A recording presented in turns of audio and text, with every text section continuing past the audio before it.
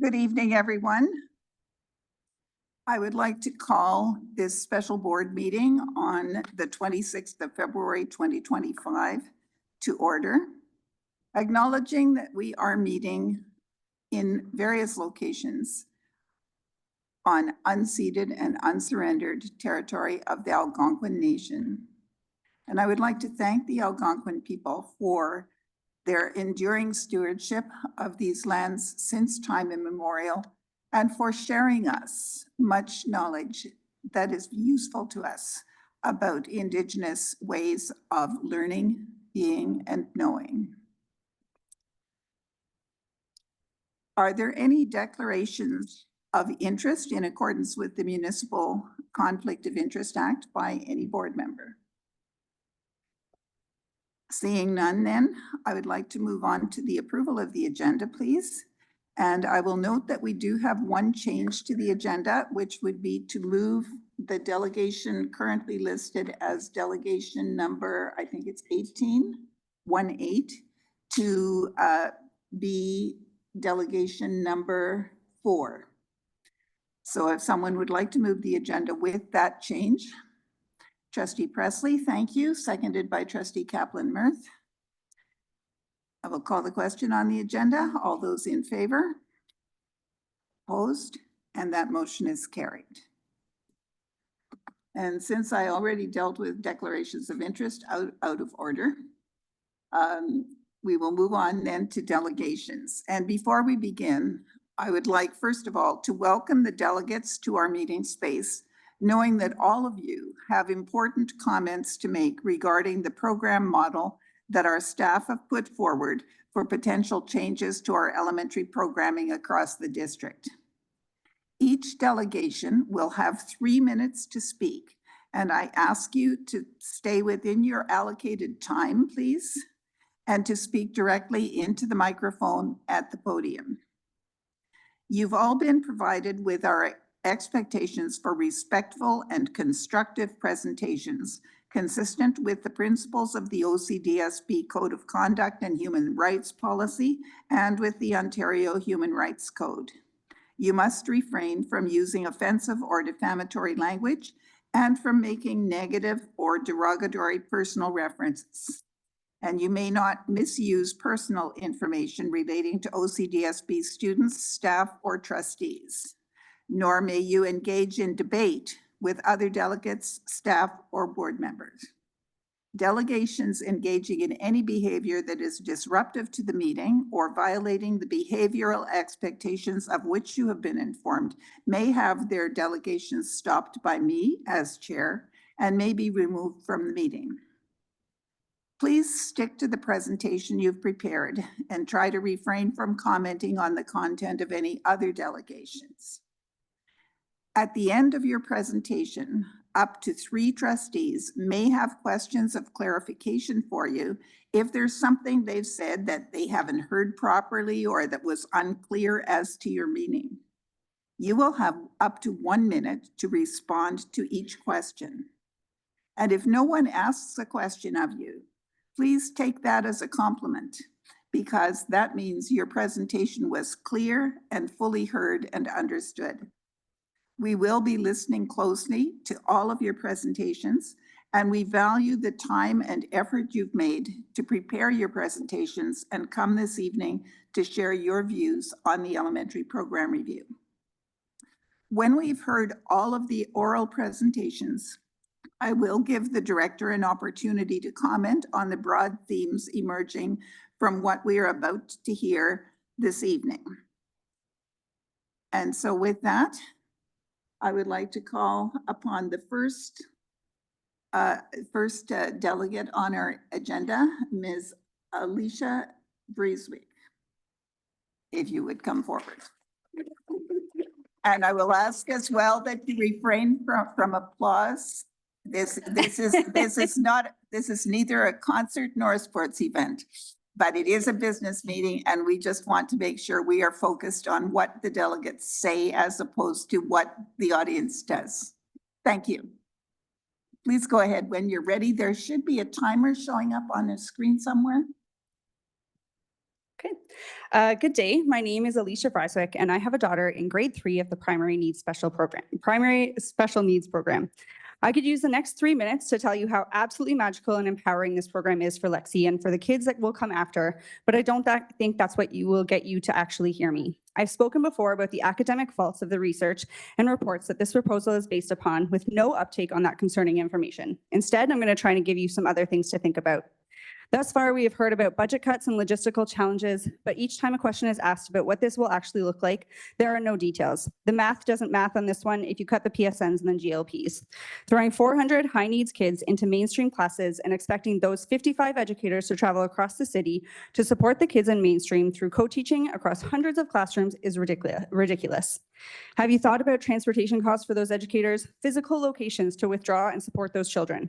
How does a mainstream teacher teach 9-year-olds alongside someone with the capacity of a 3-year-old like my daughter in some aspects? Tell me how this works without using meaningless buzzwords. Your report states that the majority of students with special education learning profiles are currently being supported in the general classroom. While this is true in theory, those supports are currently insufficient in mainstream. This problem will only increase when you add 400 more children to that mix. For current mainstream parents, note that any extra help your children are receiving will be gone because those with higher needs will now take priority. Those educational supports will be pulled from your children to de-escalate dangerous situations, cover for teachers or EA burnout, or monitor medically complex students and those unable to sustain mainstream classroom attendance. To the board, be prepared for the population of parent uproar to increase exponentially. Please release comments or numbers that were in support of closing special education classes. You complain about streaming kids too early. That is a process issue and you should fix it. Violence in classrooms will escalate. Putting my child into a mainstream classroom all day is like trying to learn in a rave. Overstimulating, overwhelming, inconducive to learning. I hope you have a strategy for metrics to track how often violent behaviors happen, classroom evacuations, withdrawals of students, and when you use soft exclusion by calling parents to pick up their children when you can't support them. Not to mention the mental health consequences of these traumatic events for all children, but isn't mental health a priority of the board? Do you have money set aside for the lawsuits that will come your way, like in other provinces where parents have had enough of their children being denied their human right to a meaningful education? If you over time. No. Oh, you still have 30 seconds. Okay. If you want to save money, how about we look for other options? Why don't we stop giving superintendents insane raises? 2 superintendents were given 32% raises, up to $217,000. Please, let's briefly compare that to the 1.5% that teachers barely got. My last plea to you is to split this proposal. The changes to the French streams do not have to have an impact on the special education classes. It's morally reprehensible to effectively take away their access to education. Thank you. Thank you. Don't go away yet. Thank you. Thank you very much. And apologies for interrupting you. I misread the timer. Yep. Are there any questions from trustees?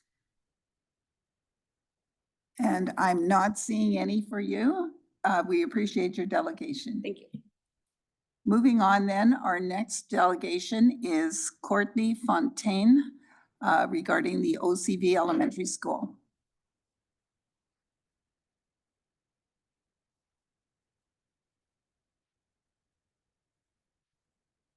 Hi, sorry, just to clarify, I'm not here for OCV. I'm here to speak to the program review. Okay. Thank you for that clarification. Hello, my name is Courtney Fontaine, and I'm the parent of a 5-year-old boy with a complex learning profile.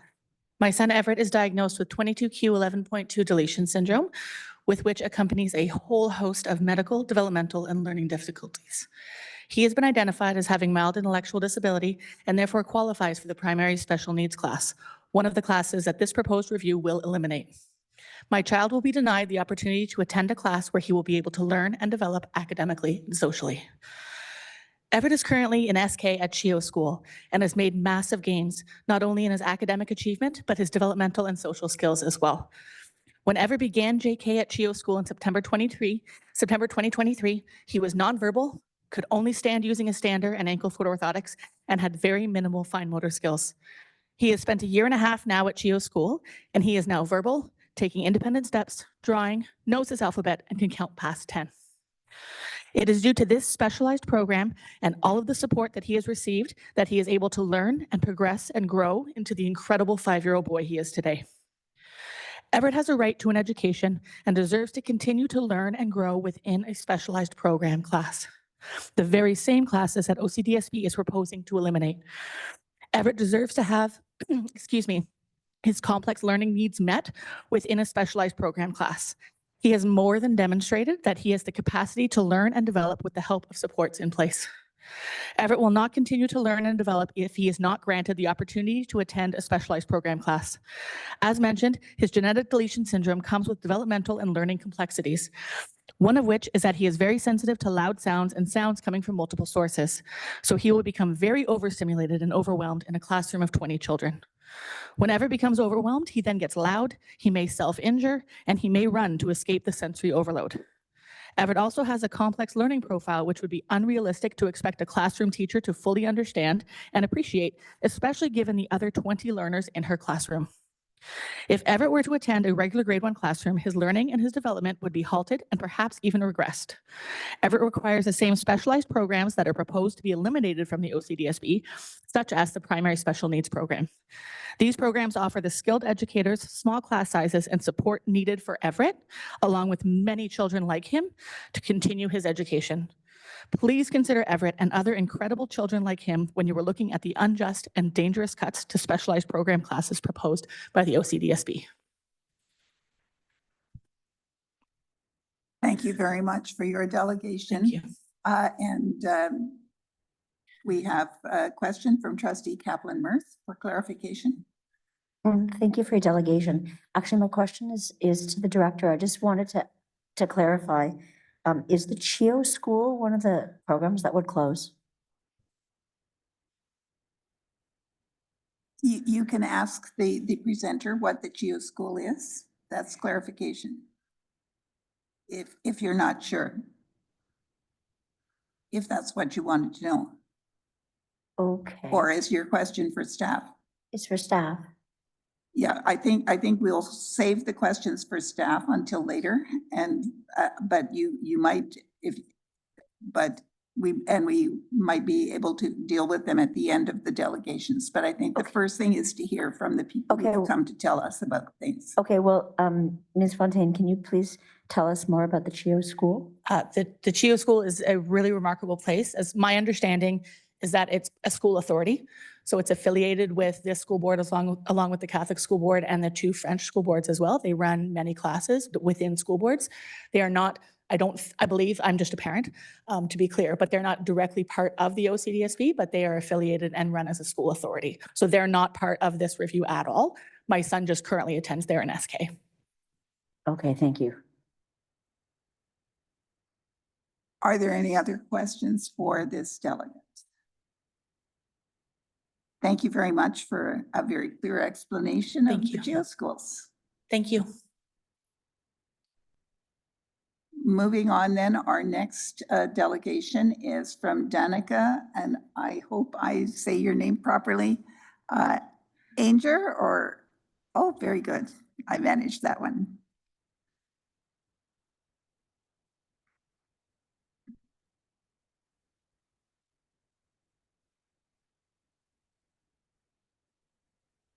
Welcome and go ahead when you're ready, please. Okay, hi, my name is Danica, and I'm here to talk to you about my son's experience in the current mainstream system and how it affects the people around him. So if you can kind of go with me for this second. Do you remember when you were growing up, you're running up the stairs from downstairs to upstairs, and it's like monsters are chasing you and your heart is racing, your hands are shaking, you think something's going to get you? That is how my son feels every single day, throughout the day, multiple times a day when he's at school.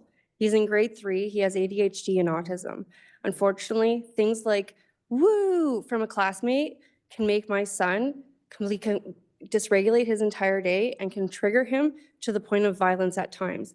And unfortunately, my son has such a big heart that these meltdowns that he has, because it's not a tantrum, a meltdown from someone who had neurodivergent mind means it's a physical reaction that their bodies are doing from overwhelm, overstimulation, or just basically their body saying, hey, it's a fight or flight survival moment and we need to react.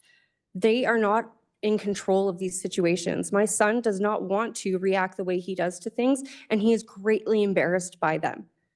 This is my son in mainstream classes. We're told that they have enough EAs, yet my son can't be at school half the day, often because I have to pick him up due to a lack of EA in the afternoons. Last year and 2 years prior to that, half the year I had him on half days because they didn't have enough EAs for the rest of the afternoon, and they couldn't guarantee his safety or the safety of the staff and the students. Yet at the same time, he actually was not assigned an actual EA. It was just whether there was a floating EA in the school or not. My son's school has over 300 students and they have 2 EAs currently. I'm not really sure how we can say that that's supporting those kids in those classrooms when even today I had to go pick my son up because he had a hard time understanding what the teacher was saying and understanding why the groupings to him for his classmates couldn't be all the same amount. He couldn't understand it, and instead of that becoming a very simple situation, it escalated very quickly, to which I had to go pick him up because it became violent. I'm not sure how these reactions and these interactions are going to become minimal when we don't even have the supports in the system right now to get there.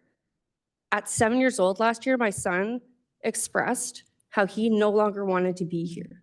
My son expressed he felt stupid and that he wanted to run away and didn't want to be here because he wasn't good enough to be here. At 7, my son learned this because unfortunately he had some support staff at his school that just did not mesh well with him, were not soft with him, and that has now left an impact on him. So that still leaves with him now to the point where we've been referred to CHEO for depression and anxiety at 7 and 8 years old just because of the mainstream school system, because he can't keep up. How is that going to change with any of these changes now?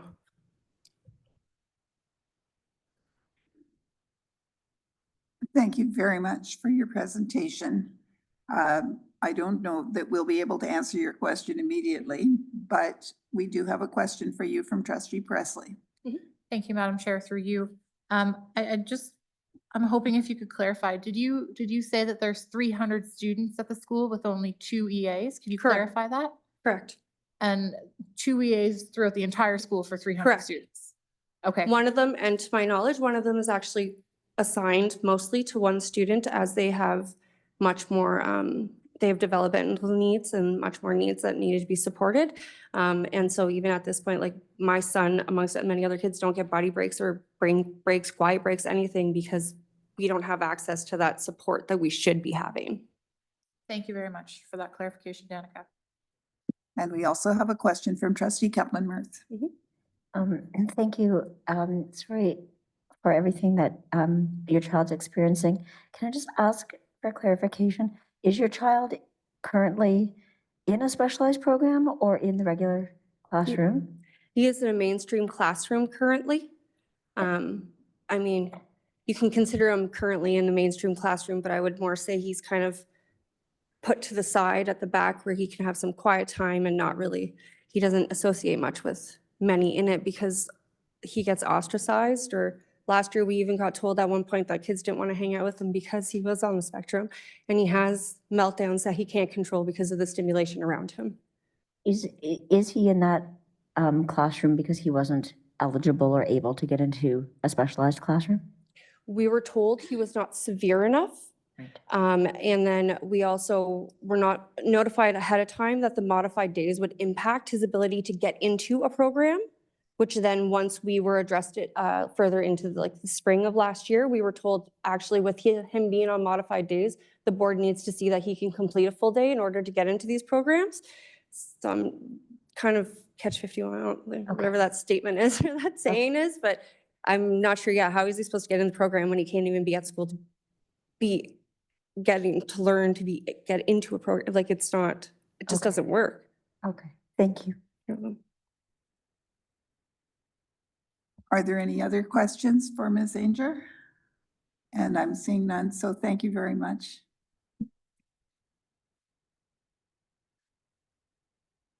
And now we will move on to Max Barnett, who was on the agenda at 18 and we moved to 4. Welcome, Max, and please go ahead when you're ready. Okay, I know I won't be at Churchill when you end the alternative program, if you do, but please don't do it. I'm just sad. I can't believe that anyone would want to destroy something that made my life and those of many other kids better. Like, I remember on my old school, some of the kids thought I was weird and bullied me. Most of the teachers just thought I was some annoying kid who wouldn't sit still and talk too much. My parents noticed I was having trouble in school and sent me to Churchill the next year. I didn't want to leave my friends, but once I was at Churchill, my time at school was much better. The people at Churchill helped me flourish and learn better than before. I'm so thankful.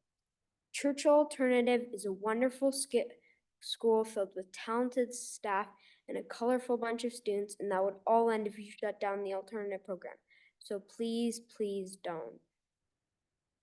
Okay, that's it. Bye. Are there any questions for Max this evening from trustees? Well done, Max. That was a good presentation. And thank you very much for taking the time to come and tell us directly from a student's point of view. Moving on then to our next delegation, that is Jennifer Blair.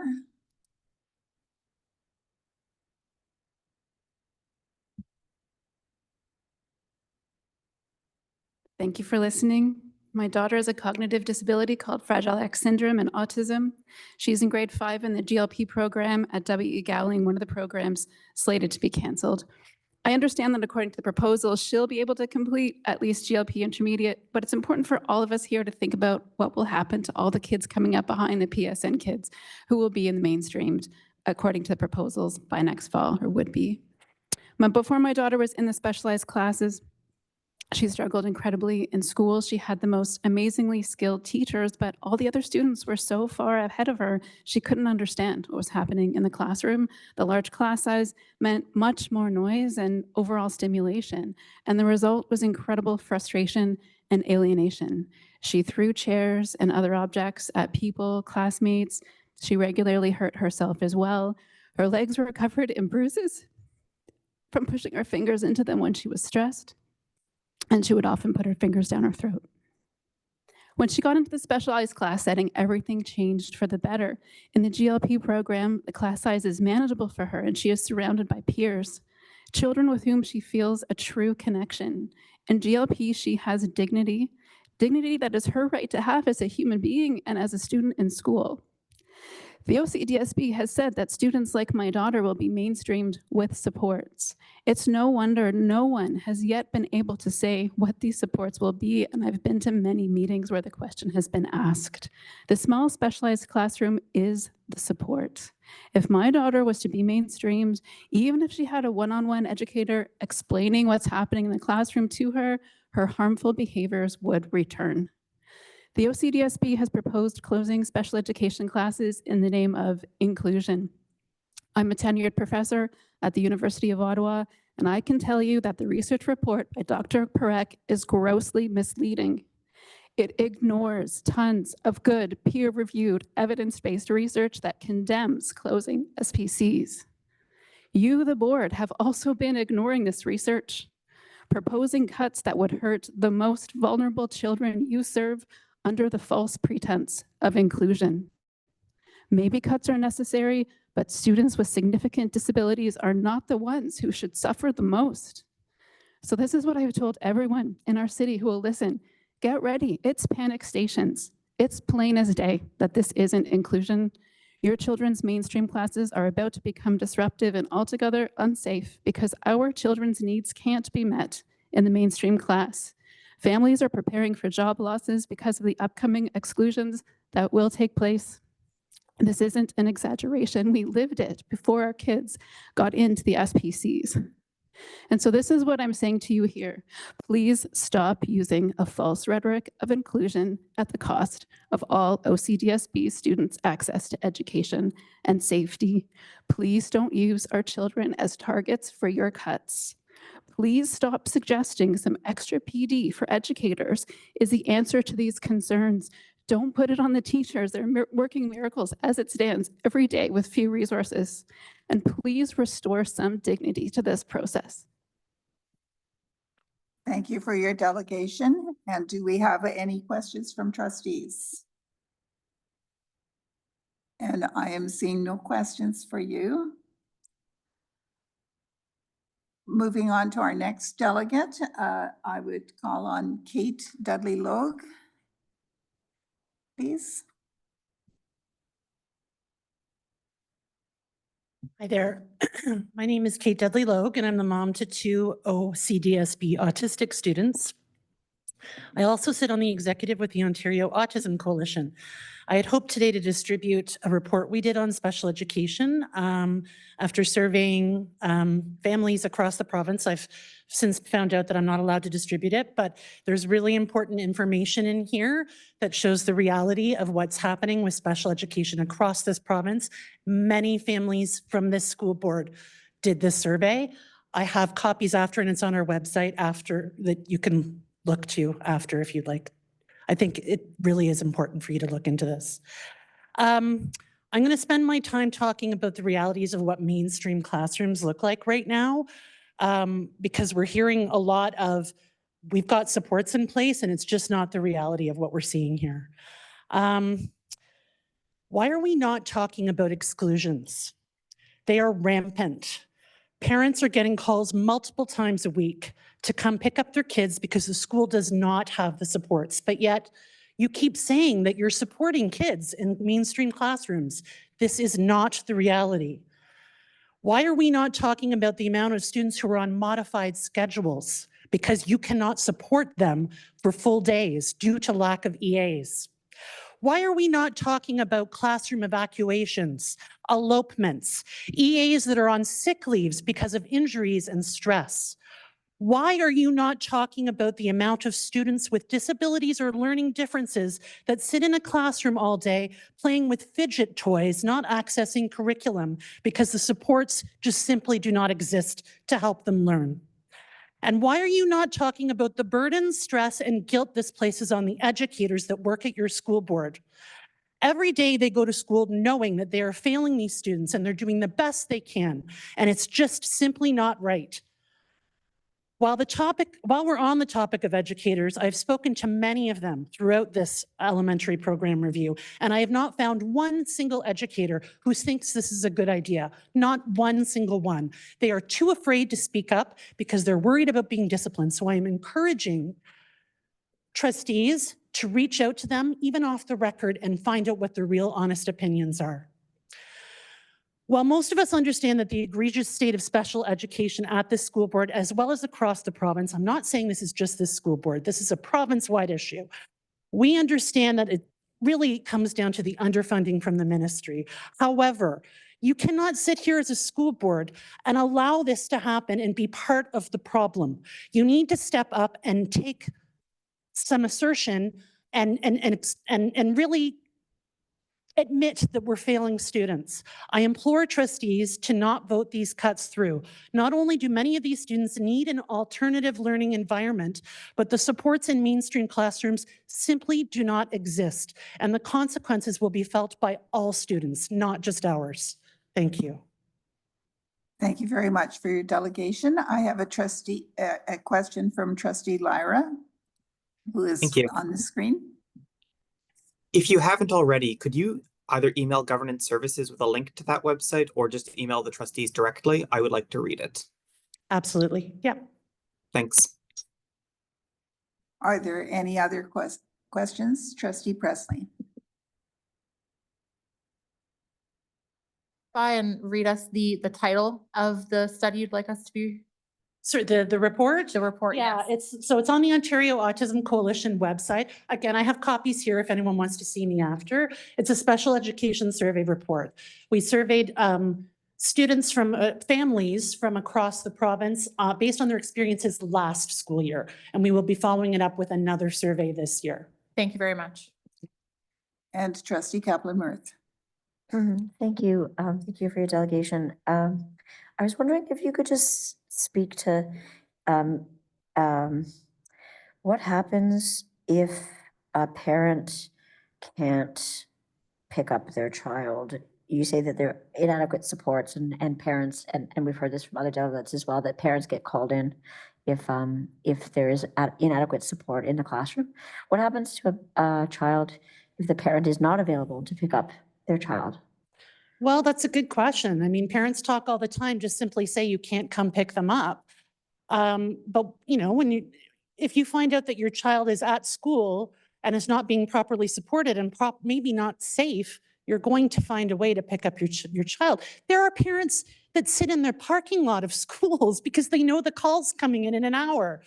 I mean, this is reality, and we don't hear that being discussed here. It's really, really frustrating. It's a human rights issue, really. These students have a right to be at school.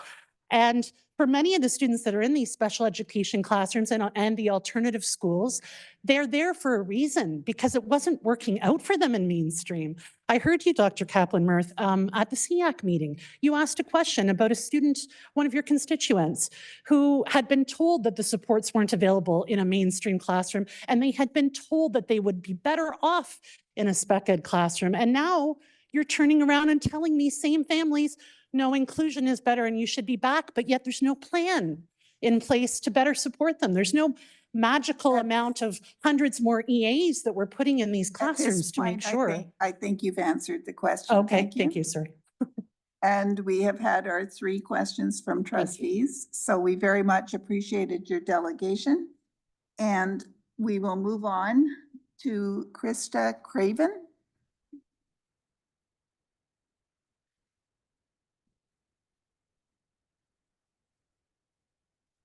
Hello, and thank you for your time tonight. My name is Krista Craven. I'm a parent of a senior kindergarten student at Riverview Alternative School, and I live in Orleans in Zone 8.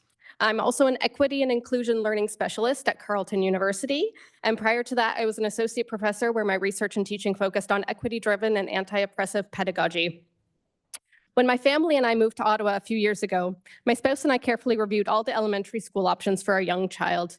We attended kindergarten information nights for our local community school, as well as our zoned alternative school, which is Riverview. During the 2 information nights, my spouse and I noted a marked difference between the neighborhood school and the alternative school's espoused pedagogical philosophies and practices. We observed that the Riverview alternative educators were describing the type of educational environment that we had hoped our child will be able to experience. One that had a balance of student-led and teacher-led learning, as well as a focus on cooperation, social responsibility, equity, and interdisciplinary learning through multiple modes. Additionally, Riverview Alternative's focus on outdoor learning was a major draw for us.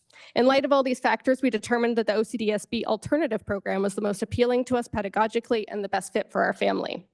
Now that I've seen the alternative program in action for the last few years, I have observed that my child and his peers feel a strong sense of agency, ownership over, and enthusiastic engagement in their learning. Additionally, the climate of equity, inclusion, and cooperation at Riverview Alternative is laudable. My 5-year-old child is learning how to be a truly thoughtful and inclusive member of his classroom, school, and wider communities through the core alternative tenets that are intentionally integrated into his educational experience. I also believe that the strong climate of equity and inclusion at Riverview is positively bolstered by the fact that the wide catchment area of the school creates a richly diverse student body, particularly in terms of racial and socioeconomic diversity. The alternative school model was a distinct and unique draw for our family to the OCDSB, and we've been delighted that Riverview Alternative is an option for our child. We have seen our child absolutely thrive at Riverview in his first 2 years of school. He went from being a shy and reserved child to one who runs excitedly into school every day, looking forward to seeing his educators and engaging in the learning adventures he embarks on. Based on my observations, the alternative program is an equity-driven model of education that seems to effectively meet the needs and interests of so many students with so many different learning needs, and promotes a deep love of learning that I haven't seen commonly fostered in mainstream programs. To conclude, I am dismayed to hear that the proposed elementary program model would involve the elimination of the alternative program that drew our family to the OCDSB. I have also talked with several parents at Riverview who have shared that they similarly chose the alternative program for its unique pedagogical approach and hearing about its culture of inclusion, particularly for 2S LGBTQIA families and children with varied learning needs, and that they too are very concerned about the elimination of the alternative program. As such, I truly hope the alternative elementary program will continue to exist and thrive long into the future of the OCDSB. Thank you. Thank you for your presentation. Are there any questions from trustees for Ms. Craven? And I am seeing none. You've been very clear. Moving on then, our next presenter is Laura Altoria.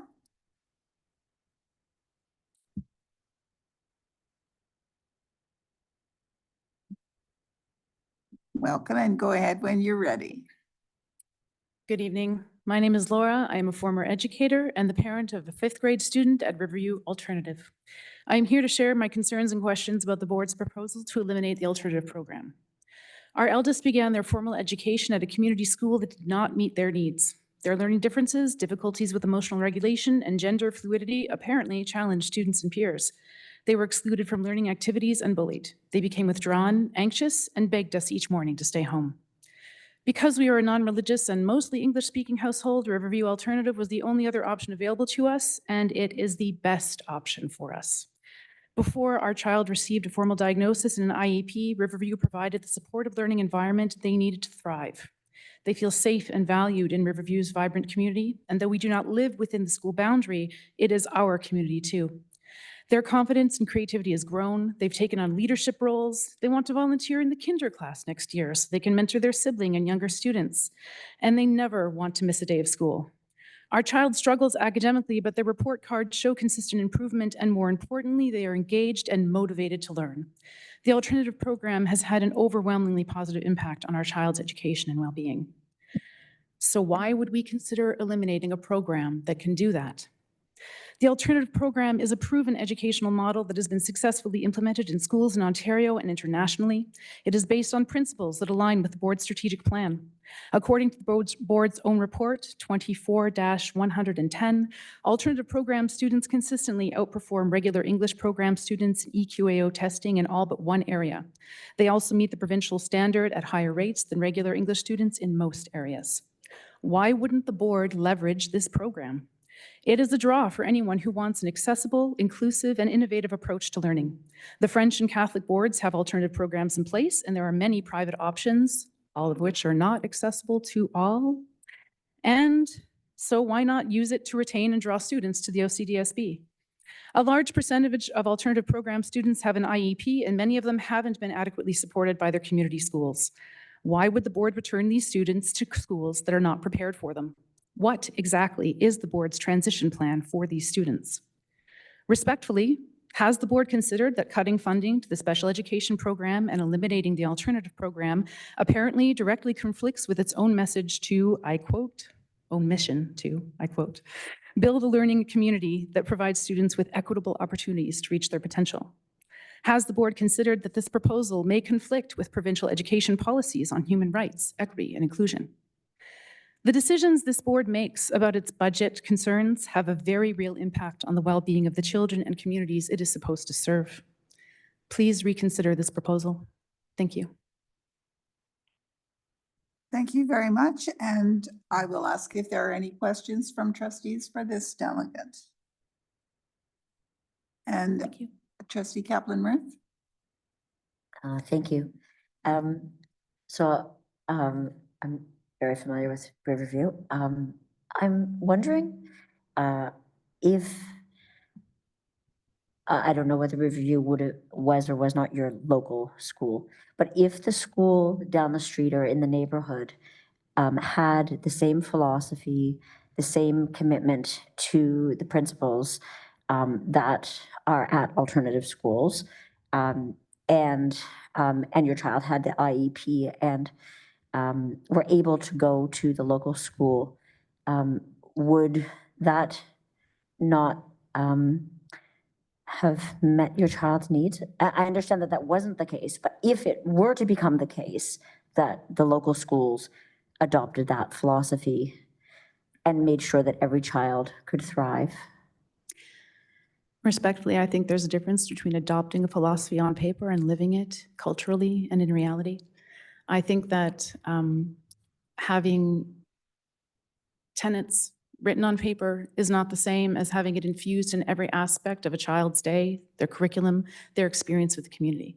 So I welcome the idea of opening up the alternative program beyond the schools that currently exist. I would love to have every school an alternative program, I'm not gonna lie. But it's a culture shift. It's a paradigm shift. It takes a lot to make the school what your child needs. It takes a lot to live and breathe that and have the educators appropriately trained with the appropriate amount of experience to make sure that this works. So yeah, I'm going to rant and rave. So I'm going to ramble. So that's it. And are there any other questions for this delegate? I'm seeing none, so thank you again very much for your presentation. Thank you. And moving on, our next presenter is Laura McKenzie.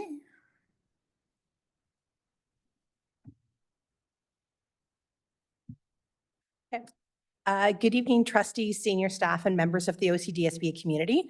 My name is Laura McKenzie, and I'm here as a parent of a child whose educational journey has been profoundly shaped by the alternative program. I urge you to reconsider the proposal to eliminate this program, which embodies the very values that the OCDSB aims to champion: equity, well-being, learning, and innovation. Not all children thrive in a one-size-fits-all classroom. That was the case for my kid, who has a learning disability, ADHD, and anxiety. We started in French immersion, but by the end of grade 3, he was still a non-reader. We were told there was no support for him, and the principal suggested we try the alternative program. At Riverview Alternative, there was actually no additional academic supports, but something still incredible happened. His confidence skyrocketed. His school avoidance decreased significantly. He became engaged in learning. He developed an absolute passion for history. He started and ran his own history club, taking on a leadership role in the class. And most importantly, he felt safe being his quirky and creative self. Last year, he finished grade 6, and we had a tough decision to make: send him to Summit for grades 7 and 8, or transition him back to our local community school. He wanted to be with his neighborhood friends, so we chose our local school, and it was a mistake. There's an extreme divide between the expectations, learning styles, and behaviors we see in the English versus French immersion versus alternative streams. Kids are bullied for being inquisitive and wanting to learn. My kid doesn't feel safe being himself in class. When he tried to follow his passion and start a history club, he was told since it would have to be student run or teacher run, it wasn't possible to do. The result, my son has shut down. Every morning is a fight to get him to school. He barely speaks in class anymore. The confidence he gained in alternative is slipping away. This is what happens when students lose access to learning environments that support them. This is what happens when there is no choice. At Riverview Alternative School, my son found a collaborative, student-centered environment that prioritized relationships, curiosity, and community over competition. One of the best examples is the Pinky and Brain Lab, where over 50 students in grade 5 and 6 worked as a single cohort, moving fluidly between 2 interconnected classrooms with 2 dedicated teachers. Students learned in mixed-age groups, fostering mentorship and collaboration. Teachers focused on resilience, creativity, and a growth mindset. Relationships and mental health always came first. This model works. It fosters academic growth, confidence, and the love of learning. The OCDSB strategic plan prioritizes equity inclusion, yet eliminating the only public alternative program for English-speaking students contradicts that commitment. Many children like mine struggled in traditional settings before finding success in alternative schools. If this program is removed, what will happen to these students? By cutting the only public alternative for English language students, especially, the OCDSB is making access to diverse learning models dependent on income and not need. I urge you, do not take away the one program that provides an essential alternative for students who don't thrive in mainstream education. Instead of dismantling a proven and effective model, engage with the alternative school community and explore ways to strengthen it. This is about more than just one program. It's about students, families, and the future of education in this district. Please listen to families whose children rely on the alternative program. Their success and their future depend on it. Thank you. Thank you for your presentation. Are there any questions for this presenter? And in this case, I'm seeing none. Thank you. Moving on then to our next presenter, I would like to call on Laura Zarboni, or sorry, Lindsay Zarboni. Sorry about that.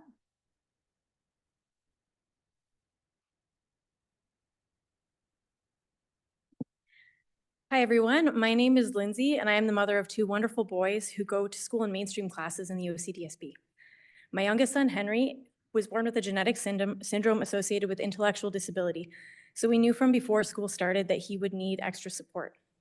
We selected the OCDSB, knowing that wherever he landed in terms of ability, we would have the option to apply for support, and that would help him ultimately reach his full potential.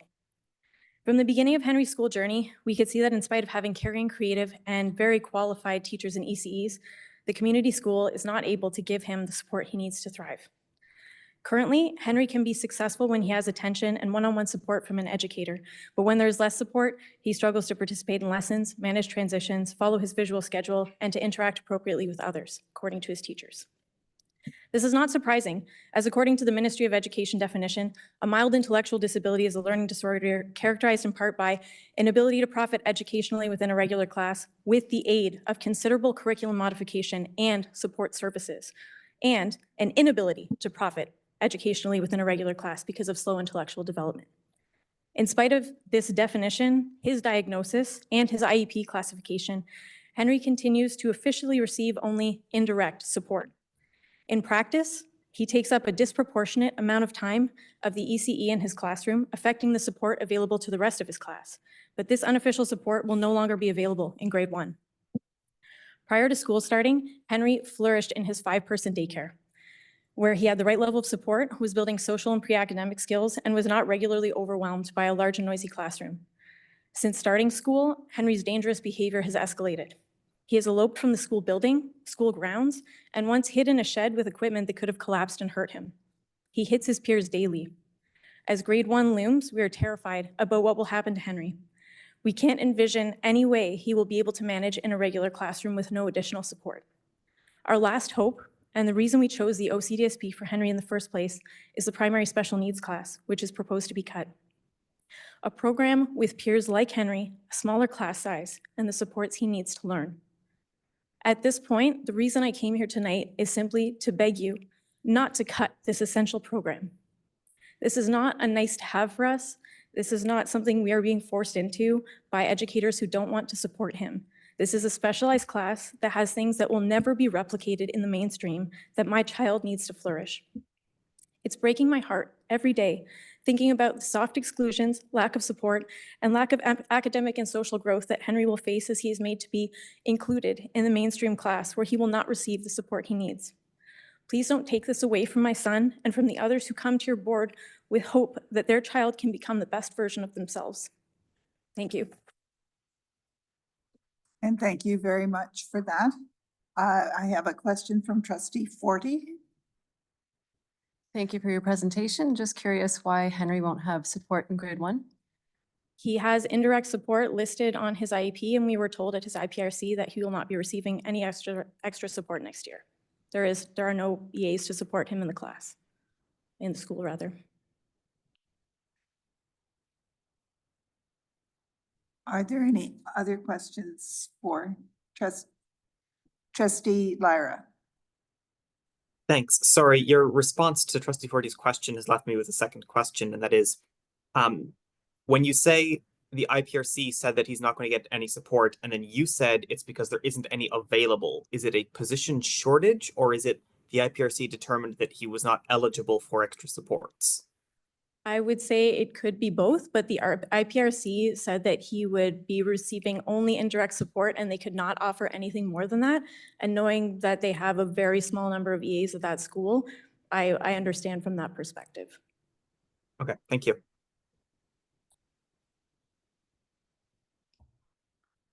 And I think that it was just 2 questions. Thank you very much. Thank you. Moving on, our next presenter is Tia Wathra.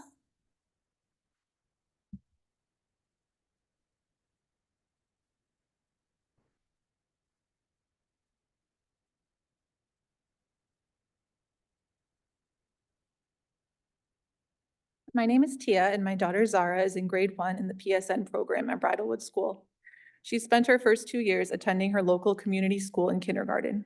What she received there was not an educational experience, but a patchwork of supervision by various support staff available, combined with a modified schedule. I was asked to reduce her school day by 2.5 hours each day to accommodate their lack of staff and inability to keep her safe. Because of Zara's needs, she was not included outdoors with her classmates often, but was taken outside for a short period alone with an EA for 20 minutes when it was her turn for EA support. She was removed from the class at lunch for the same reasons. Some may call this exclusion. The EA support staff at her school was running busy all day and in need at all times.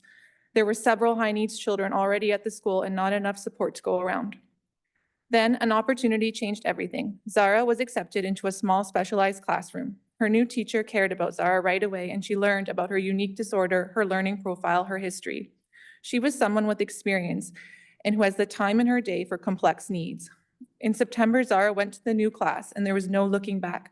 She had teachers and EAs who spent one-on-one time with her, taught her to hold a pencil and cut with scissors, and learned to follow routines.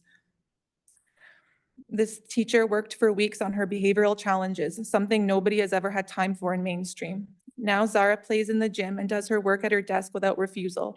Her favorite day is Friday, show and tell. Thursday night, Zara runs around the house looking for the perfect thing to show her friends at school and zips it up in her backpack. She has a place she belongs now with children like herself. She's never had a friend before this year, and now she feels like part of the group. It's almost too emotional to process our happiness that maybe she has a chance to learn and have social connections. She might reach her full potential in a class like this. She's going to be 7 and can identify all her letters, but we don't know if her brain can ever learn how to read. It will take a patient educator time to teach that very basic skill to her with one-on-one instruction. It would be amazing for her to learn how to read a street sign or a sign in the grocery store, for example, life skills. When I heard that her class was going to be eliminated, I cried. How could something so beneficial for her be taken away in the name of inclusion? Inclusion for children with various needs would be so costly to implement correctly. What is being proposed so far is inclusion without adequate supports in place.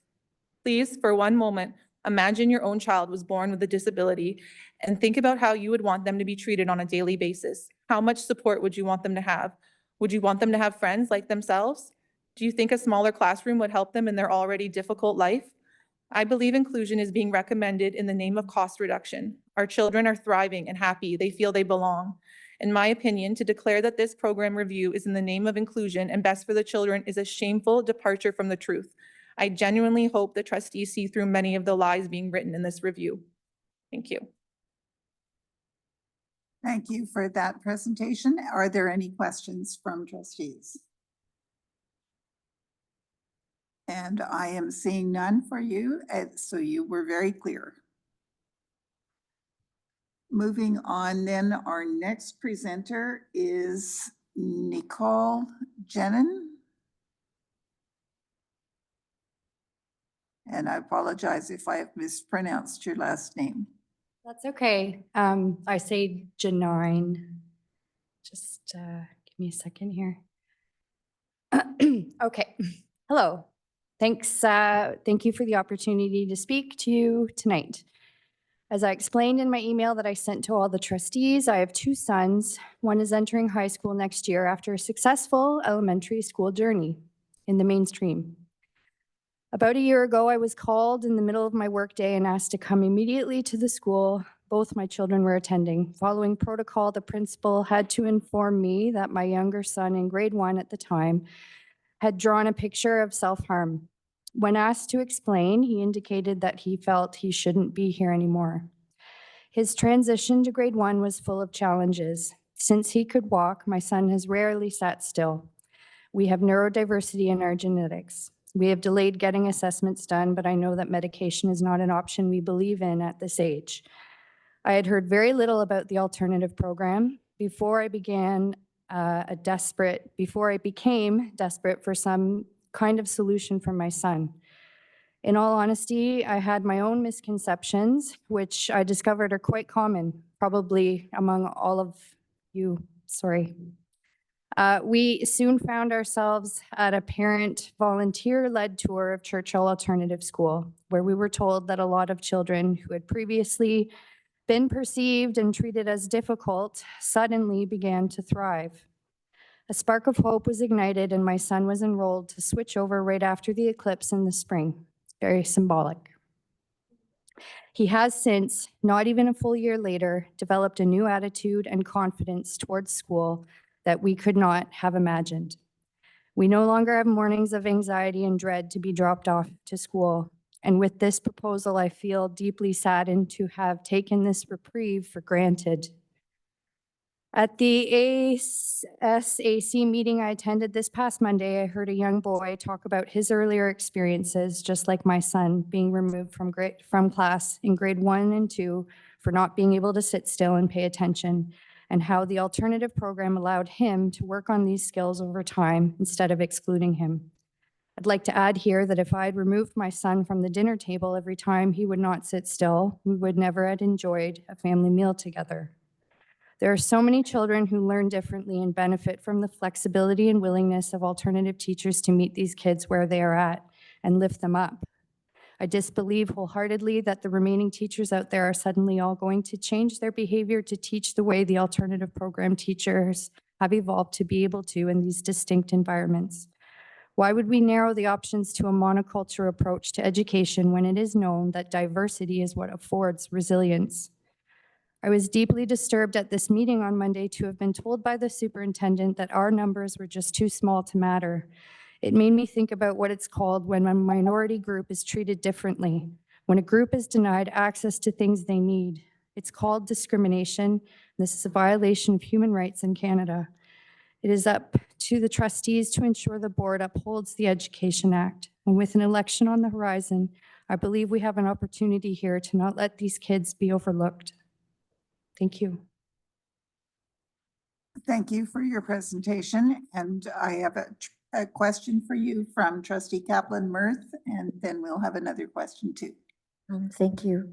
I'm sorry for what your child experienced and for the degree of their distress. I'm wondering if you could clarify for me, did the school principal call you in to tell you that your child should not be at the school that they were at? Did the principal suggest to you that the child should move, or was that your own? No, the concern by the principal was that my child was indicating that he should not be like on earth.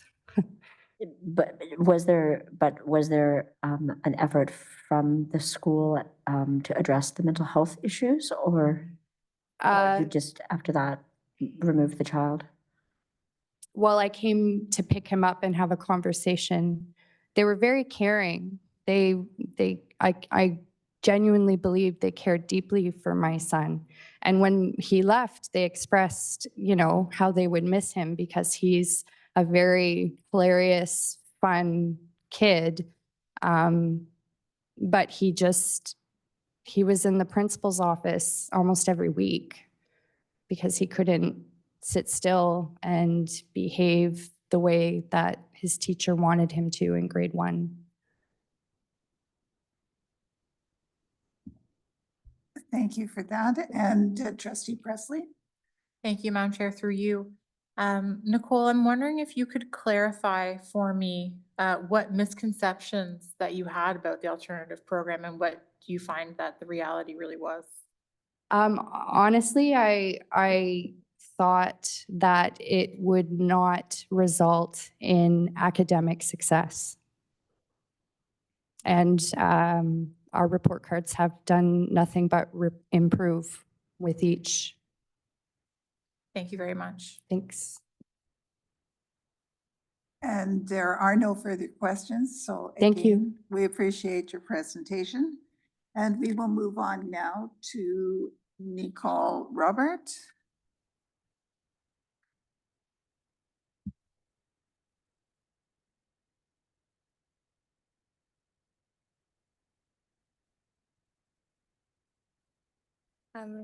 Hi, everyone. My name's Nicole Robert. Thank you for allowing me the opportunity to speak tonight.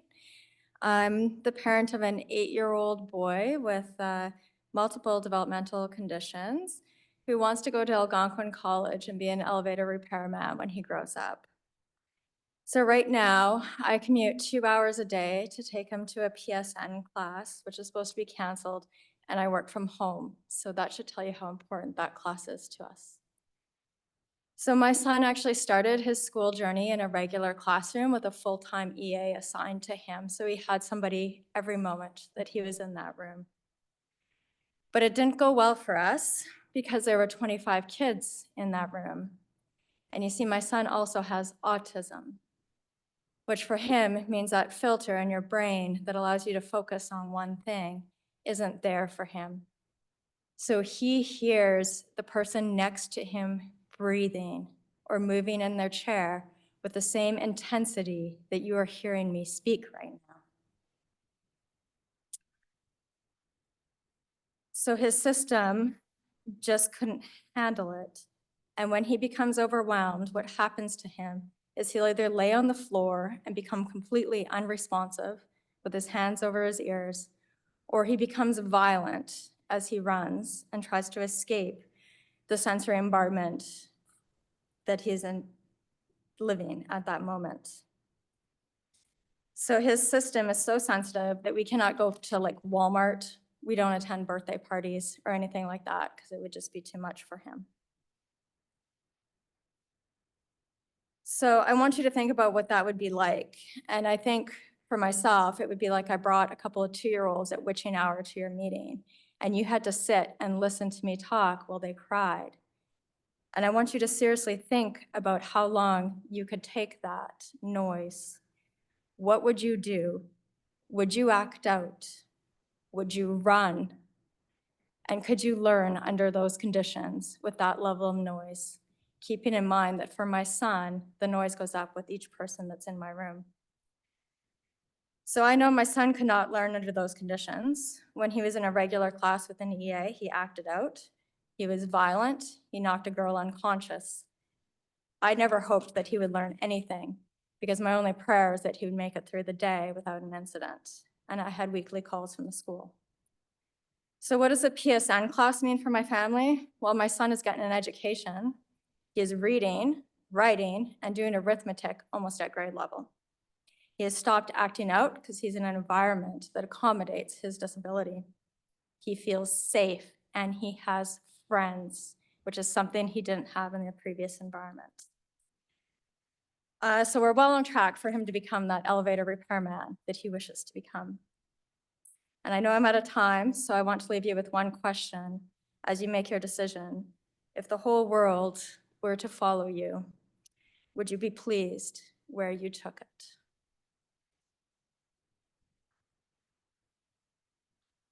Thank you for your presentation. And are there any questions from board members? And I'm seeing none, so I think you are leaving, having made us think. Moving on then to our next delegation, I would like to call on Pamela Watson, please.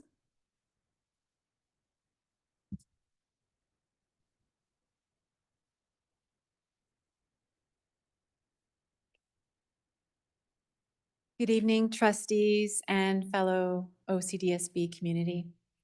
My name is Pamela Watson and my son Quinn is in grade 3 at Regina Alternative School.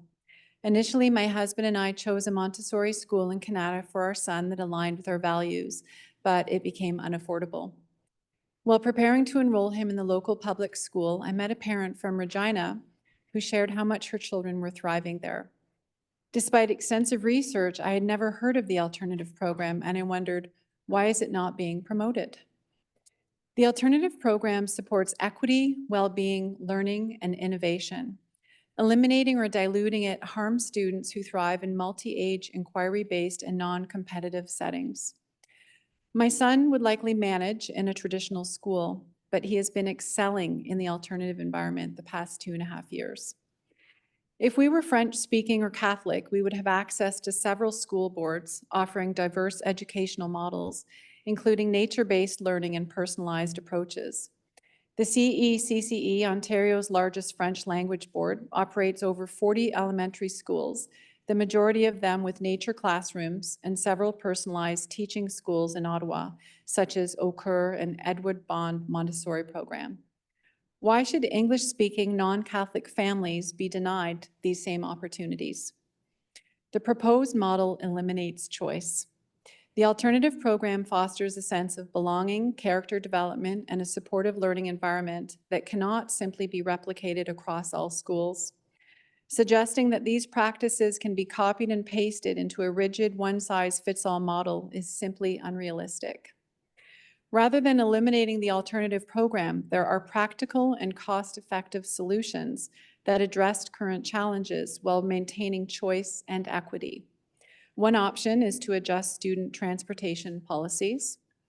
The alternative program could also be developed and promoted to increase awareness among families and staff. OCDSB could also support and expand alternative options by allowing more schools to adopt the alternative model incrementally over the next 5 years, or strengthen French language instruction in inclusive ways to make the program more accessible. The OCDSB should be expanding successful programs, not dismantling them. The alternative program has transformed my son's education and well-being. I urge the board to maintain this valuable model while adopting practical solutions to address busing and enrollment challenges. Every family deserves the right to choose an education that best supports their child's learning needs. Thank you for your time and consideration. And thank you very much for your presentation. Are there questions for this presenter? Trustee Nash. Yes, good evening. Thank you. Can you perhaps clarify when you speak to adjusting the transportation model? Yes, I can, absolutely. So there are some options that we could do. For example, expanding the walking distance for eligibility, since many bus students live close enough to walk. Offer busing only to students in low-income communities while implementing a fee-for-service model for others, or collaborating with other boards to combine bus routes are some options. Thank you. Are there any other questions? And I am seeing none, so thanks very much. And we will move on then to, oh, sorry, Trustee Kaplan, where's a Yeah, question no, for this presenter? it's not a question for the presenter. I'm just wondering, because we have children in the audience, if we should offer like a 5-minute body break for them. I'm sorry, could you speak a little louder? I'm wondering whether we could take a 5-minute break since we have children in our audience and it's been over an hour, just to let people stop and stretch, and then we continue. I was thinking of calling a recess, and if you would like to have the recess now, I would be happy to call it a 5-minute recess at this point, just to give everybody a chance to stand up and stretch and wiggle a little.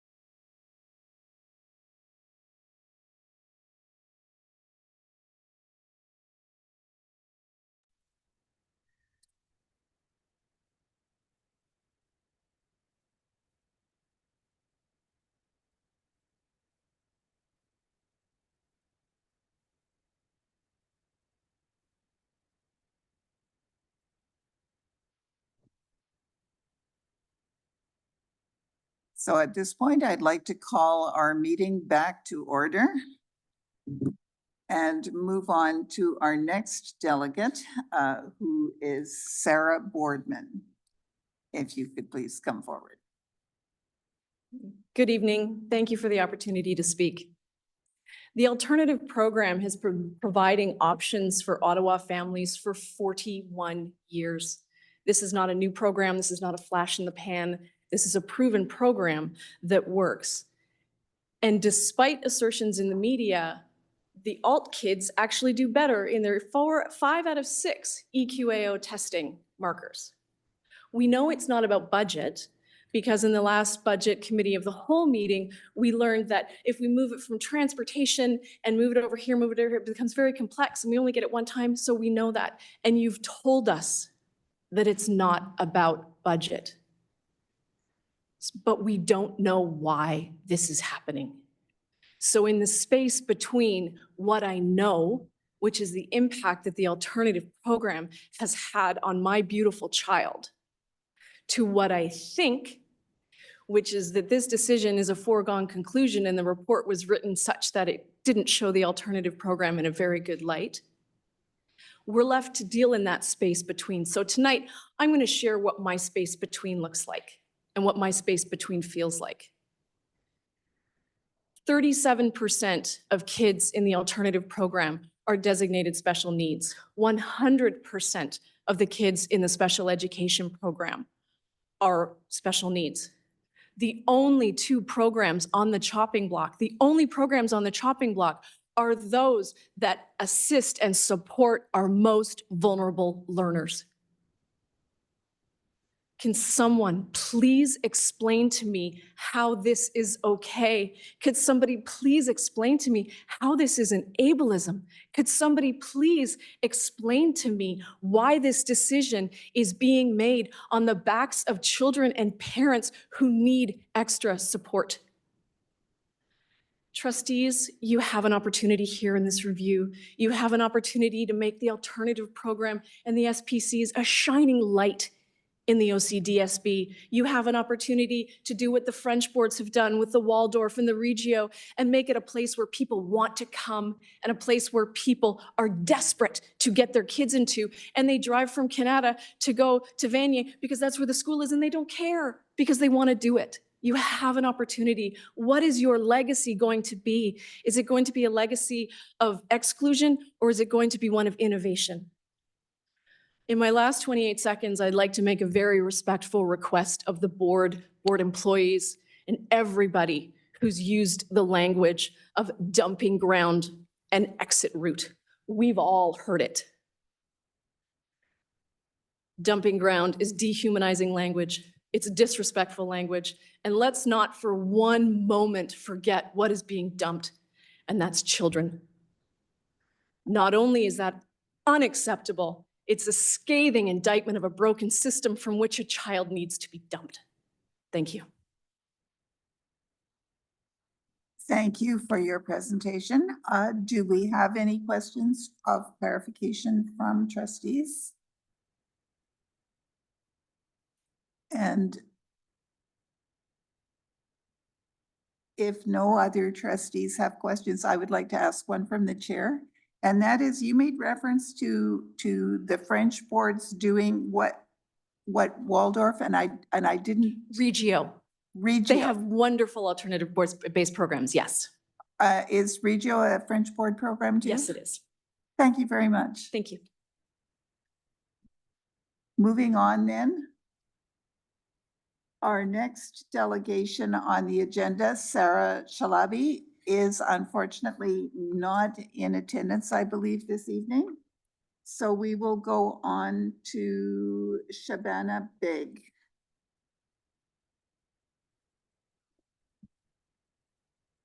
Good evening, Board of Trustees. Thank you for this opportunity to speak. I am Shabana Beg, and I have 2 daughters, ages 14 and 10. One who graduated from Riverview in the summer of 23, and one who's currently in grade 4. I have served as co-chair and secretary on Parent Council for 4 years. Pursuing alternative schooling was part of our parenting plan long before we had kids. I grew up in India and had the privilege to attend a nature and performing arts-based alternative school. I immigrated at the age of 17, graduated university, and settled into a job doing something that meant nothing to me. Instead of accepting the soul-crushing boredom like my peers, I immediately got to work figuring out what brought me joy and started studying at night school. I was able to quit my day job and build a business doing something I love while having kids. The financial discipline, planning, and pursuit of my dreams with single-minded focus and joy can be credited to my alternative schooling. I was diagnosed with ADHD at the age of 13, and instead of living my life with a deep sense of longing, frustration, and discomfort, I was able to channel my energy and curiosity into something that was dear to my heart and earn a living doing so. I absolutely brought this mindset into raising my own children. My older daughter, Maya, who is now 14, was extremely shy and took until the age of 4 to speak with the help of speech therapy. She attended a Waldorf-based kindergarten program 2 days a week and a forest school 1 day a week. Then we joined Riverview in senior kindergarten. Maya continued to attend forest school 1 day a week until grade 2, something Riverview wholeheartedly supported. When she joined the local community school for grade 7, it was a painfully difficult transition to make. She faced challenges right away. Are you trans? Are you a boy? Are you a lesbian? All because she had short hair. She watched the majority of her peers skip school on days when there was sex ed or activities honoring Pride Month. She went from thriving in an inclusive environment to one full of ignorance and prejudice. She faced these challenges head on. We were blown away by her resilience, capacity to stay calm, and navigate very difficult situations. Alternative schools helped create this brave, beautiful child. I received an exceptional, well-rounded education in India, only to move halfway across the globe to watch my child at the regular community school having a third-rate educational experience. At the river, in addition to the curriculum, kids spend their days snowshoeing, cross-country skiing, skating at the neighborhood rink, tending to the many garden beds growing vegetables and pollinator-friendly flowers. They make mud pies in their outdoor kitchen, climb trees, and run far and wide in the great open spaces, and have access to 3 body break rooms. Inclusivity, kindness, and curiosity is part of the curriculum. Alternative schools raise children that are curious, unafraid to question authority, socially conscious, inclusive, and community-minded. Alternative schools should be the model that all schools are based on, a place where children feel safe, seen, encouraged to realize agency, and to turn their uniqueness into something spectacular that will serve humanity in the long run. We do not need schools that breed complacency and obedience. These are the traits that fascism thrives on, something our neighbors south of the border have proven. Alternative schools are an absolute necessity in today's landscape. I urge you to do the right thing here and learn from us. Don't dismantle us. Thank you. Thank you for that. And we have a question for you from Trustee Lyra. Sorry, you said that you thought that the board should base other schools on the alternative program, but you also oppose closing the alternative program and doing just that. And so I guess I'm a little unclear which message you want us to take away from your delegation. In order for a paradigm shift to take place at regular schools, there needs to be an open channel of communication between regular schools and alternative schools. And since we are so painfully slow to evolve, I think that's going to take quite some time. I would love to see all schools turn into alternative schools, but I don't think that's just going to happen right away. It's going to be years before that happens. I see. Thank you. And we also have a question from Trustee Kaplan-Meier.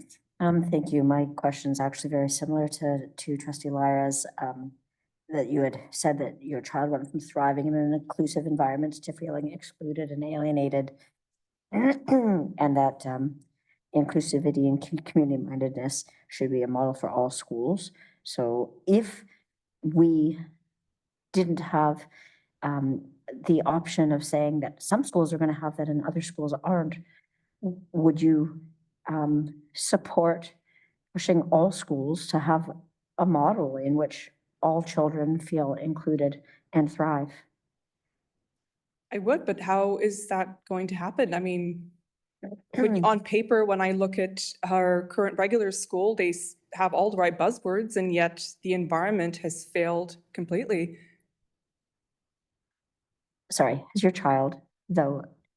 Trustee Kaplan-Meier, you really only get one question. Okay, well, it was sort of the same question, but it's just the question is really, how do we know that that can't happen if we don't push for it? Thank you. Thank you very much for your presentation.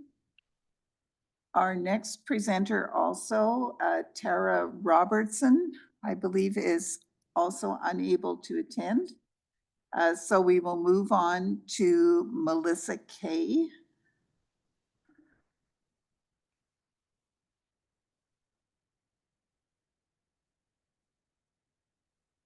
Hello.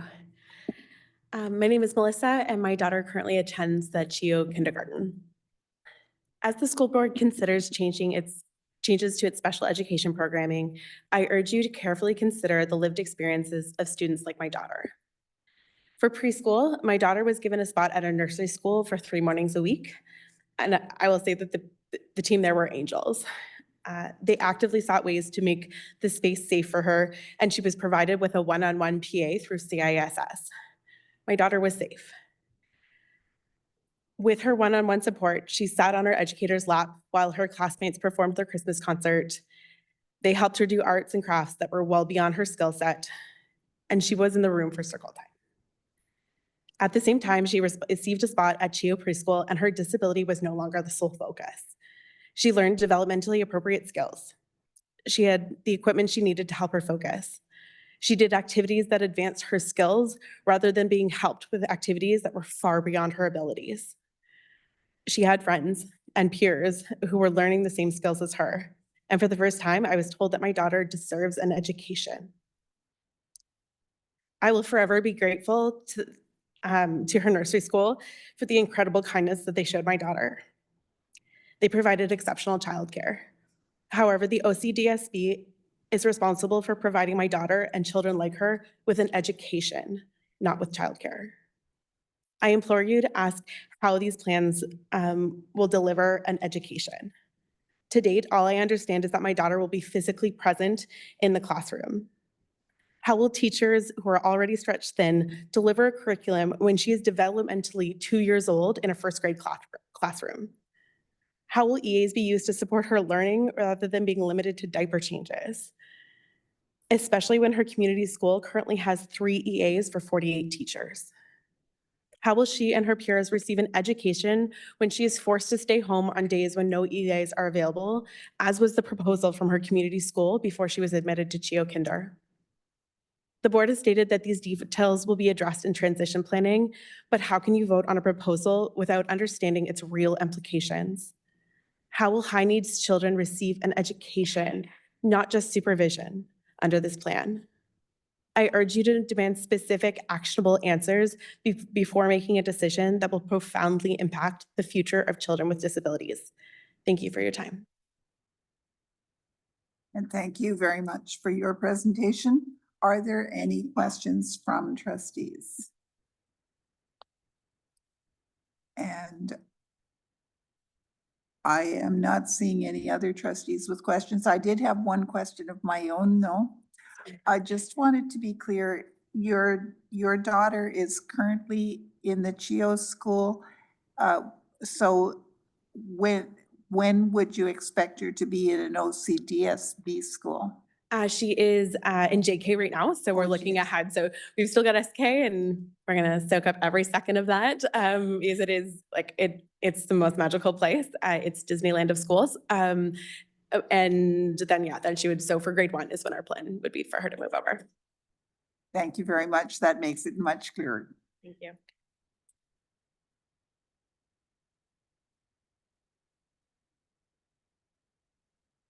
And our next presenter is joining us via Zoom, and I would like to welcome Larissa Geddes to our meeting.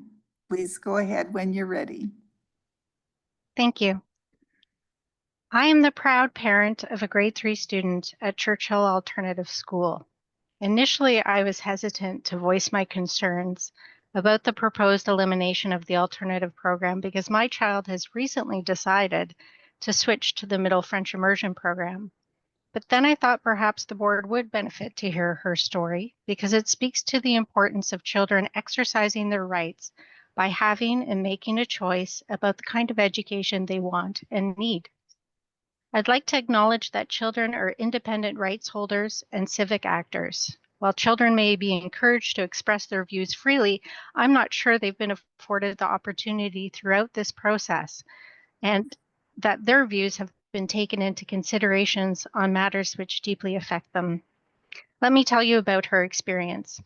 After attending every kindergarten information session available, my husband and I very quickly felt the alternative program would provide the environment best suited to our child's needs at that time. A few weeks after making that most important decision, the pandemic forced the shutdown of my daughter's preschool at Hilson Public School. So she made the different choice to begin junior kindergarten with the OCDSB's virtual school, where she excelled and thrived along with her classmates, led by 2 wonderful teaching teams until midway through senior kindergarten, when it became apparent that she wanted to make a different choice and attend an in-person school. Throughout this time, the alternative school community created opportunities to connect virtually with one another through sing-alongs, crafting, and in-person get-togethers in community parks. This meant so much to my child and our family during such a difficult time of separation and disconnection. Because of the strong sense of community, the mid-year transition to Churchill was an easy one. Ever since, she has thrived because they not only welcome, but embrace all learners. They focus on learning, not chasing grades. They create low-pressure environment using the Nook or the Nest rather than the principal's office. They host fun monthly sharings instead of formal assemblies, regularly work with classmates in multi-age groups. And here equity is practiced so that each person's different circumstances are recognized and then provided the exact resources and opportunities needed to reach an equal outcome. The program is for everybody, not just for those who think or learn differently. It prepares our children for a changeable world, ensuring they have choices and input into their learning environment. It meets the children where they're at with their educational career and their mental and emotional development. I strongly implore you to retain the program, ensuring children have the right to choose the education that's right for them. And now my message has been mainly to the decision makers tonight, but I really want to make the most direct, important message to students. This is your education. Make it, protect it, and pass it on. If you have concerns, speak out, tell your parents or guardians, and anyone in a position to ensure your best interests are heard, considered, and respected. Thank you very much. And thank you very much for your delegation this evening. Are there any questions for Ms. Getz? And I'm not seeing any trustees raising their hands here. So I will ask you, however, to disconnect from the Zoom and continue to follow the meeting on the live stream if you don't mind. Thank you so much. Moving on then, we have a presentation from Colleen Ovens.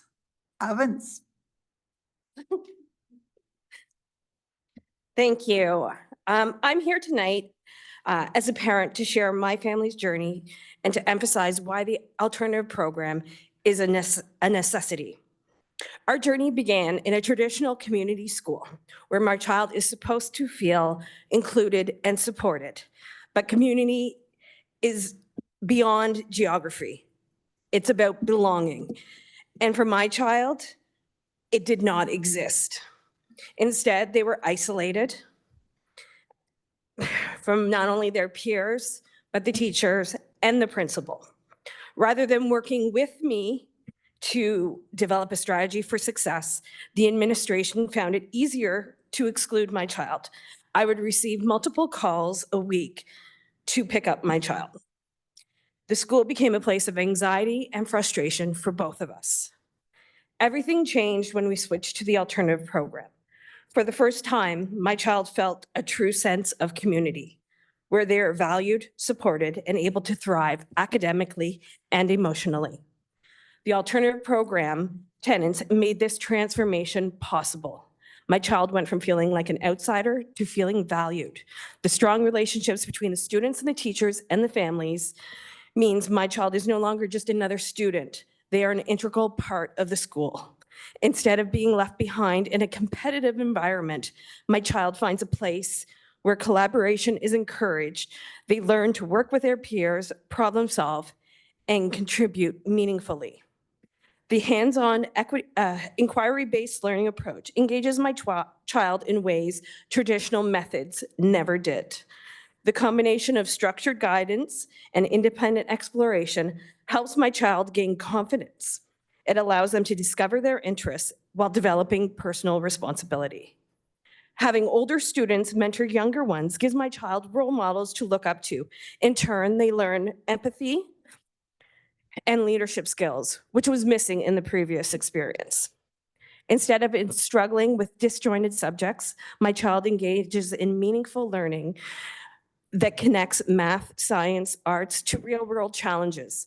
This makes learning relevant and exciting. I am no longer treated as an outsider to my child's education. The partnership between the parents and the teachers ensures my child receives the supports they need to succeed. Rather than being defined by grades, my child is assessed in ways that celebrate their progresses, their strengths, and their individual learning style. This approach boosts their self-confidence and motivation. The alternative program transformed my child's experience from exclusion anxiety to success and belonging. It provides a space where they feel seen, supported, and inspired to learn. Shutting it down would mean forcing my child and children like mine back into a system that has already failed them. Community schools do not offer the same tenets that make this program so successful. Children do not fit into a single mold. They deserve an education that values their individual strength and learning style. I urge you to please not take this program away. Thank you. And thank you for your presentation. Are there questions from trustees? And I am not seeing any questions for you. Thank you. So we will move on then to Crofton Steers.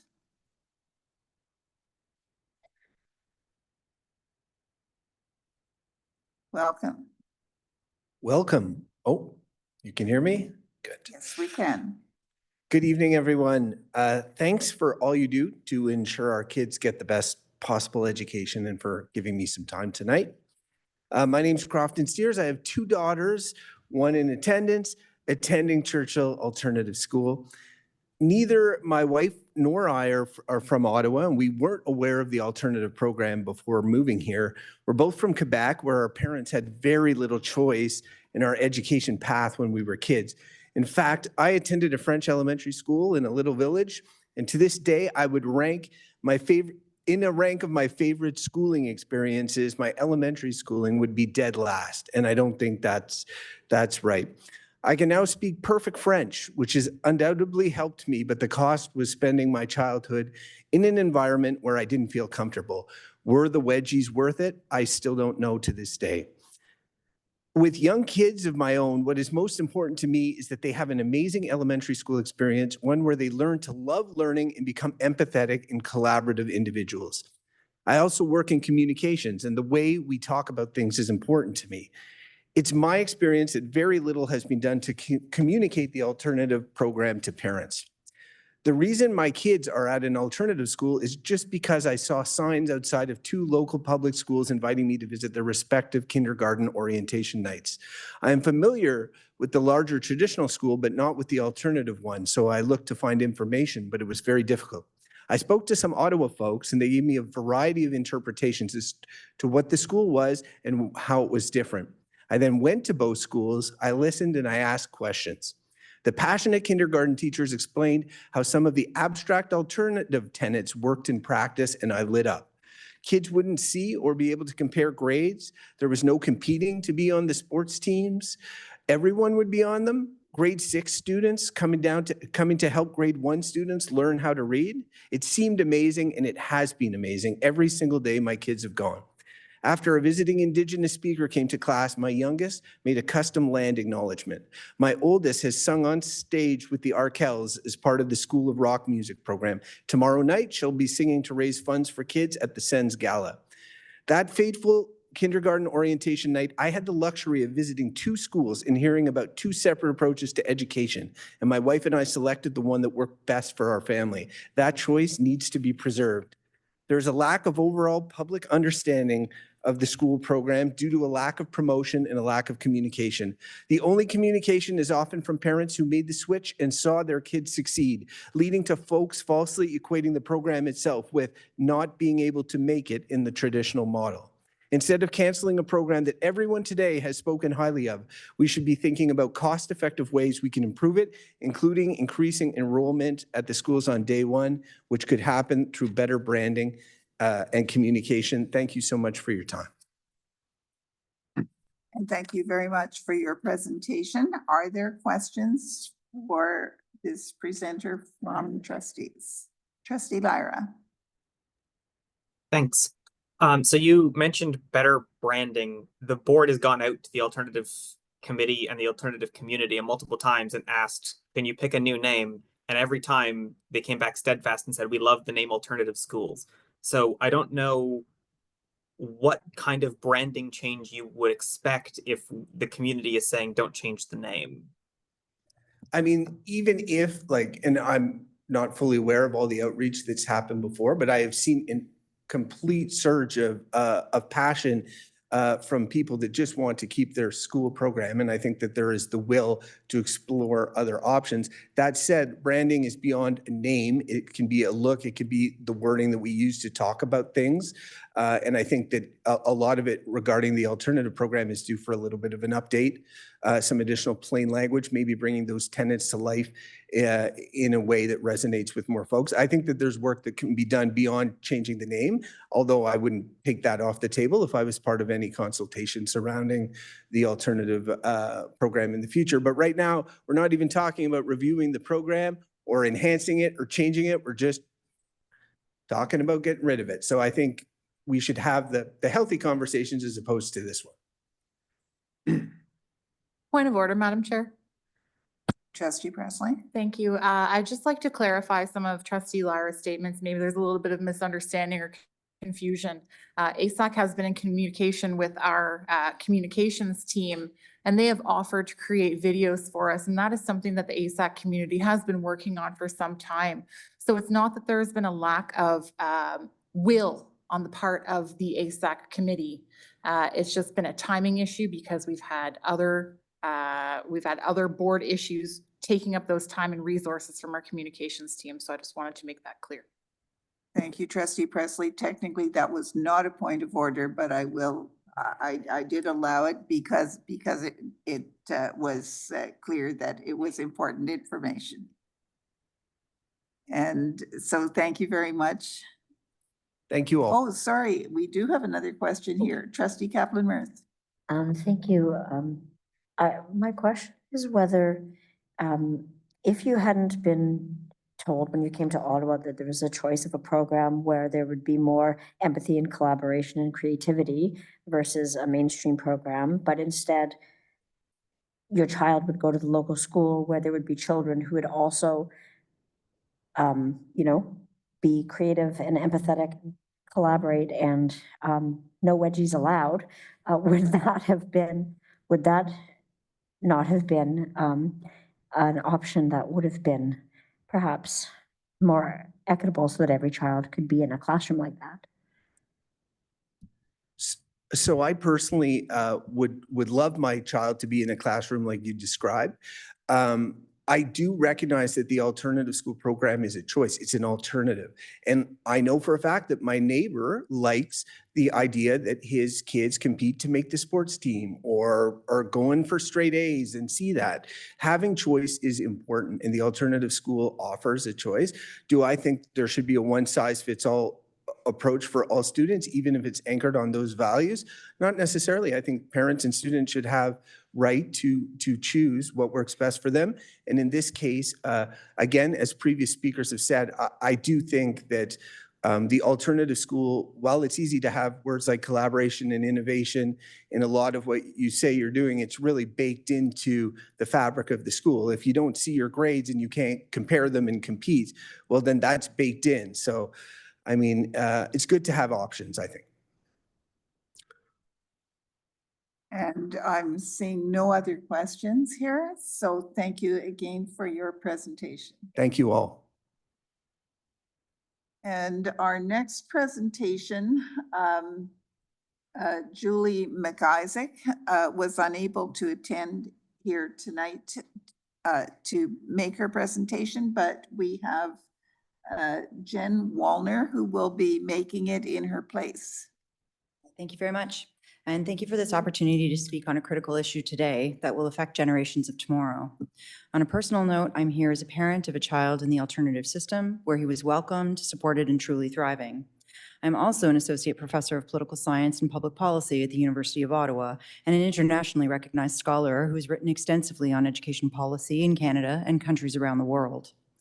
To thrive, democratic communities need well-rounded, effective, and diversified schooling systems capable of meeting students' needs. The recommendation to eliminate dedicated alternative schools would undermine the board's capacity to provide inclusive, high-quality, and accessible programs for children throughout the city. Ontario's mainstream schooling system, mandated and dictated by the province of Ontario, operates according to an education philosophy oriented to ranking, competition, and individualism. Testing, attendance, and completion rates are primary indicators of success. Such measures presume all learners can and should develop in lockstep with one another, something that we all know is simply not true. For those of us who have the privilege of raising children, we see each and every day that no child is like another. For those of us who have been children ourselves, we know from experience that we do not learn like everyone else. The tenets of alternative schools are clear. Ranking and competition are not the means and measures of success. There's less emphasis on grades, flexible classroom environment that is more accommodating to a diversity of learners, and greater attention to the needs of individual children.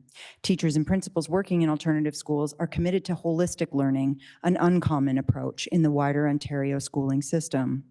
Teachers in dedicated alternative schools have the chance to meaningfully cultivate their skills and pedagogical practices to strengthen and improve their capacity to foster child-directed learning, work in multi-graded environments, and experiment with innovative teaching practices. In contrast to what Director Buffone claims, that alternative schools are not adding value, using measures that are not prioritized under alternative pedagogy, while applying them to a student population where neurodiverse children find a welcoming space to learn, grow, and flourish. In actual fact, Director Buffone's own data establishes that alternative schools fare as well as the mainstream English core curriculum. The justification of closing these innovative and child-focused schools on these grounds is suspect at best. Despite serving a population for students for whom the mainstream schools often fail to accommodate, alternative schools are in fact producing remarkable outcomes and are a testament to the dedication and commitment of staff and leadership alike. The documents you've been provided with neglect the needs for many children, as well as fail to acknowledge the intrinsic value of having alternative approaches to education as a choice within the public system. They are misleading and uninformative to provide effective guidance for a decision of this magnitude.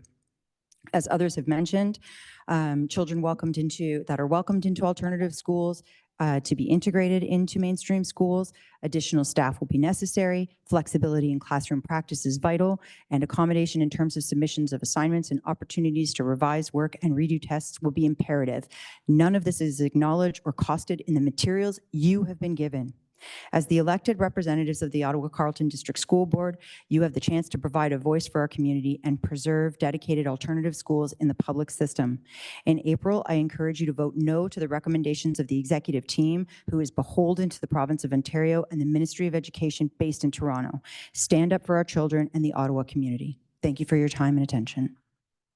Thank you for your presentation. Are there any questions from trustees? Trustee Kaplan-Meier. Thank you.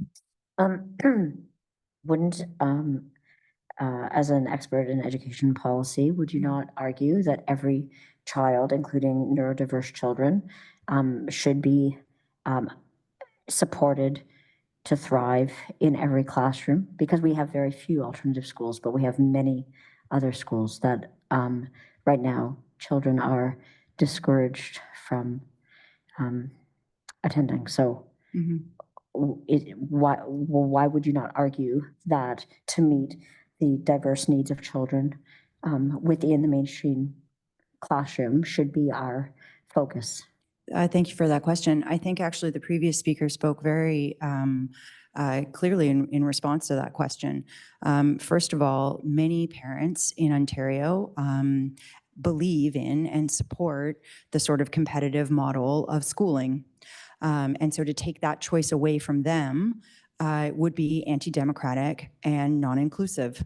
When you have dedicated alternative schools, however, you create environments where other ideas can thrive and take hold.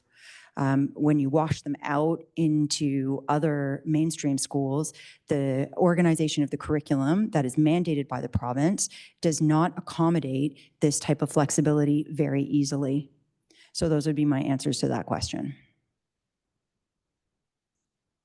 Are there any other questions from trustees? And I'm seeing none, so I will say thank you very much for making that presentation on behalf of your friend.